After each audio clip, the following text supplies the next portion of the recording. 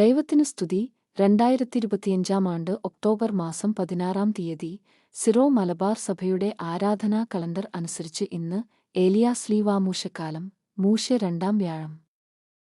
ഇന്നത്തെ വചനഭാഗം 1 വായന വിശുദ്ധ പൗലോസ് ശ്ലീഹാ റോമാക്കാർക്ക് എഴുതിയ ലേഖനം അധ്യായം 14 വാക്യങ്ങൾ 10 മുതൽ 13 വരെ. സഹോദരനെ വിധിക്കാതിരിക്കുക. നീ എന്തിനു നിന്റെ സഹോദരനെ വിധിക്കുന്നു? അഥവാ നീ എന്തിനു നിന്റെ സഹോദരനെ നിന്ദിക്കുന്നു? നാമെല്ലാവരും ദൈവത്തിന്റെ ന്യായാസനത്തിന് മുമ്പാകെ നിൽക്കേണ്ടവരാണല്ലോ. ഇപ്രകാരം എഴുതപ്പെട്ടിരിക്കുന്നു, എല്ലാ മുട്ടുകളും എന്റെ മുമ്പിൽ മടങ്ങും, എല്ലാ നാവുകളും ദൈവത്തെ പുകഴ്ത്തുകയും ചെയ്യും എന്നു കർത്താവു ശപഥപൂർവം അരുളിച്ചെയ്യുന്നു. ആകയാൽ നാം ഓരോരുത്തരും ദൈവത്തിന്റെ മുമ്പിൽ കണക്കു ബോധിപ്പിക്കേണ്ടിവരും. തന്മൂലം മേലിൽ നമുക്ക് പരസ്പരം വിധിക്കാതിരിക്കാം.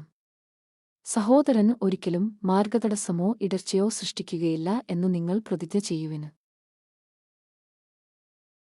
വിശുദ്ധ മത്തായി അറിയിച്ച നമ്മുടെ കർത്താവീശോ മിശിഹായുടെ പരിശുദ്ധ സുവിശേഷം. അധ്യായം 25 വാക്യങ്ങൾ 1 മുതൽ 13 വരെ. വിളക്കു കൊളുത്തി കാത്തിരിക്കുക. സ്വർഗരാജ്യം വിളക്കുമെടുത്ത് മണവാളനെ എതിരേൽക്കാൻ പുറപ്പെട്ട 10 കന്യകമാർക്കു സദൃശം. അവരിൽ 5 പേർ വിവേകശൂന്യരും 5 പേർ വിവേകവതികളുമായിരുന്നു. വിവേകശൂന്യകൾ വിളക്കെടുത്തപ്പോൾ എണ്ണ കരുതിയില്ല. വിവേകവതികളാകട്ടെ വിളക്കുകളോടൊപ്പം പാത്രങ്ങളിൽ എണ്ണയും എടുത്തിരുന്നു. മണവാളൻ വരാൻ വൈകി. ഉറക്കം വരുകയാൽ കന്യകമാർ കിടന്നുറങ്ങി. അർദ്ധരാത്രിയിൽ ഇതാ മണവാളൻ. പുറത്തുവന്ന് അവനെ എതിരേൽക്കുവിൻ എന്ന് ആർപ്പുവിളിയുണ്ടായി. ആ കന്യകമാരെല്ലാം ഉണർന്ന് വിളക്കുകൾ തെളിച്ചു. വിവേകശൂന്യകൾ വിവേകവതികളോട് പറഞ്ഞു, ഞങ്ങളുടെ വിളക്കുകൾ അണഞ്ഞുപോകുന്നതിനാൽ നിങ്ങളുടെ എണ്ണയിൽ കുറെ ഞങ്ങൾക്കു തരുക. വിവേകവതികൾ മറുപടി പറഞ്ഞു, ഞങ്ങൾക്കും നിങ്ങൾക്കും മതിയാകാതെ വരുമെന്നതിനാൽ നിങ്ങൾ വിൽപ്പനക്കാരുടെ അടുത്തുപോയി വാങ്ങിക്കൊള്ളുവിൻ. അവർ വാങ്ങാൻ പോയപ്പോൾ മണവാളൻ വന്നു. ഒരുങ്ങിയിരുന്നവർ അവനോടൊത്തു വിവാഹവിരുന്നിന് അകത്തു പ്രവേശിച്ചു. വാതിൽ അടയ്ക്കപ്പെടുകയും ചെയ്തു.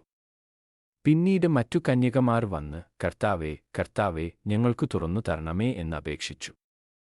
അവൻ പ്രതിവചിച്ചു, സത്യമായി ഞാൻ നിങ്ങളോട് പറയുന്നു, ഞാൻ നിങ്ങളെ അറിയുകയില്ല. അതുകൊണ്ട് ജാഗരൂകരായിരിക്കുവിൻ. ആ ദിവസമോ മണിക്കൂറോ നിങ്ങൾ അറിയുന്നില്ല. ദൈവവചനമാണ് നമ്മൾ ശ്രവിച്ചത്. നമ്മുടെ കർത്താവായ മിശിഹായ്ക്ക് സ്തുതി.